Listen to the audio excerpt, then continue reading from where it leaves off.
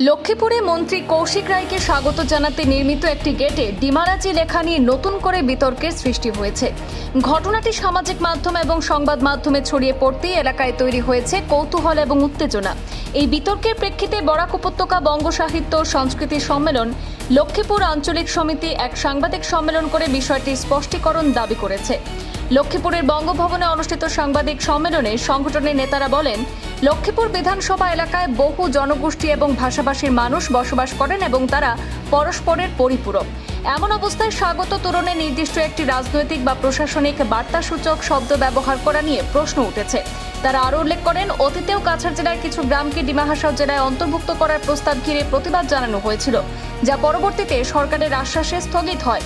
সেই প্রেক্ষাপটে নতুন এই ডিমারাজি লেখা নিয়ে অসন্তোষ তৈরি হয়েছে। সংগঠনের দাবি, সংশ্লিষ্ট বিষয়ে দ্রুত স্পষ্ট ব্যাখ্যা দেওয়া না হলে এলাকায় বিভ্রান্তি এবং অস্থিরতা তৈরি হতে পারে, যা শান্তি শৃঙ্খলার জন্য ক্ষতিকর। সাংবাদিক সম্মেলনে উপস্থিত ছিলেন বরাক বঙ্গের সভাপতি সুশান্ত ভট্টাচার্য, সহ সভাপতি শিয়ারাম যাদব, সম্পাদক রঞ্জিত দাস, কেন্দ্রীয় কমিটির সদস্য কার্তিক রায়, স্বপন চন্দ্র সহ অন্যান্যরা।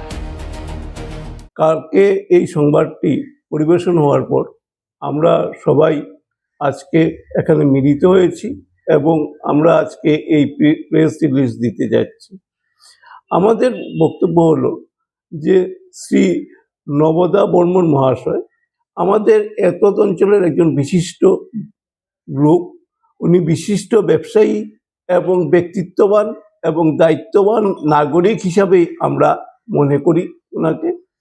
ওনার যে শুধু ডিমাসার জনমানুষের মধ্যেই ওনার যে জনপ্রিয়তা আছে সেরকম নয়, ওনার জনপ্রিয়তা অন্যান্য সমাজের মধ্যেও আছে এবং সবাই ওনাকে ভালোমতেই চিনে এবং জানে এই অঞ্চলের একজন বিশিষ্ট ব্যক্তিত্ব হিসাবে।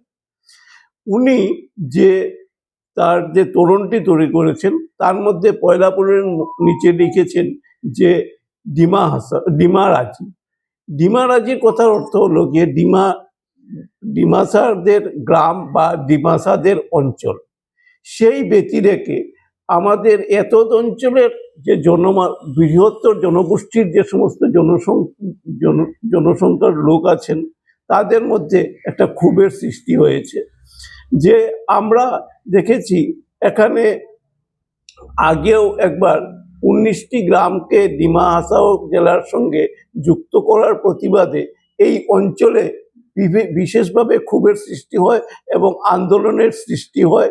সেই আন্দোলন আমাদের এই অঞ্চলের আমাদের মাননীয় মন্ত্রী শ্রী কৌশিক রায় এবং আমাদের সর্বজন প্রিয় এবং আমাদের মাননীয় মুখ্যমন্ত্রীর আশ্বাসে সেই আন্দোলন স্তীমিত হয়।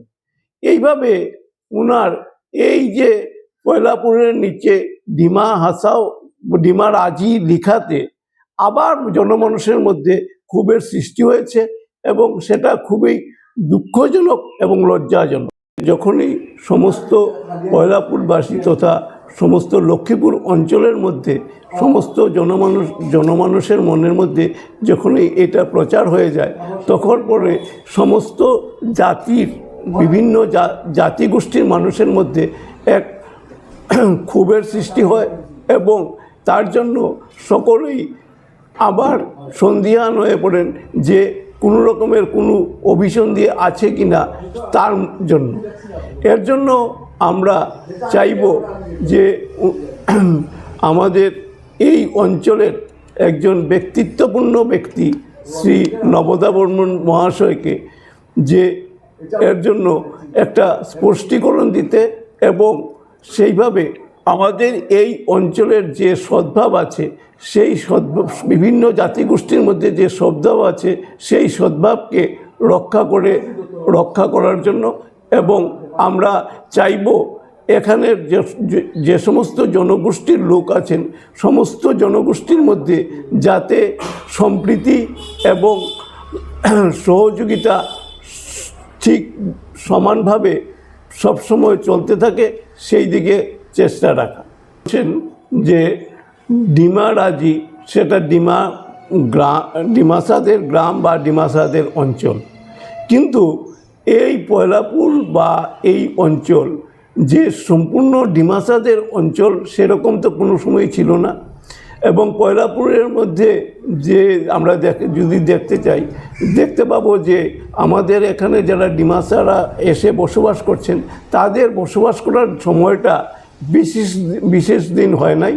ওনারা হয়তো হয়েছে এখানে এই গ্রামে বাস করছেন, কিন্তু এই গ্রামে অন্যান্য জনগোষ্ঠীর যে সমস্ত ব্যক্তিরা আছেন তাদের যে এখানে বসবাস করছেন সেটা আজকে থেকে প্রায় পয়লাপুর অঞ্চলে, সেখানে শুধুমাত্র যে ডিমাসারা বসবাস করে সেরকম নয়, এখানে যেভাবে বাঙালিরা বসবাস করছেন এভাবে হিন্দিভাষী জনগণ বাস করছেন, এভাবে মণিপুরি এবং অন্যান্য জাতির লোকরাও বসবাস করছেন। এবং অন্যান্য জাতির লোক যারা আছেন তারা ডিমাসা থেকে সংখ্যায় অনেক বেশি। সেখানে এই ডিমারাজি শব্দটা প্রয়োগ করাটা আমার মনে হয় কোনো সময় এটা উচিত হয়নি। যদি এখানে ডিমাসা জাতিদের সম্বন্ধে বা ডিমাসা সাহিত্য সভা সম্বন্ধে বা এইভাবে যদি কোনো কিছু লেখা হতো তাহলে আমাদের কোনো আপত্তি থাকতো না, এবং আমার মনে হয় না এখানে এই জনমানুষের মধ্যে এইভাবে ক্ষোভের সৃষ্টি হতো। আসাম মন্ত্রিসভায় নির্বাচিত হওয়ার পর প্রথমবারের মতো লক্ষ্মীপুরে পদার্পণ করেছিলেন এবং ওনাকে স্বাগত জানাতে বিভিন্ন স্তরের ব্যক্তিবর্গ ওনাকে স্বাগত জানিয়ে বিভিন্ন তোরণ এবং কাট আউট লাগিয়েছিলেন।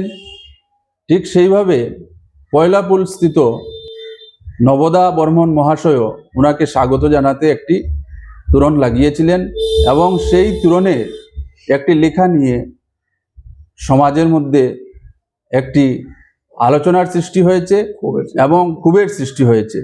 এবং সেই ব্যাপারেই আজকে বরাক উপত্যকা বঙ্গ সাহিত্য সংস্কৃতি সম্মেলন লক্ষ্মীপুর আঞ্চলিক সমিতির প্রতিনিধিবর্গ এখানে আমরা সমবেত হয়েছি আমাদের কথাগুলি সংবাদ মাধ্যমে জানাতে।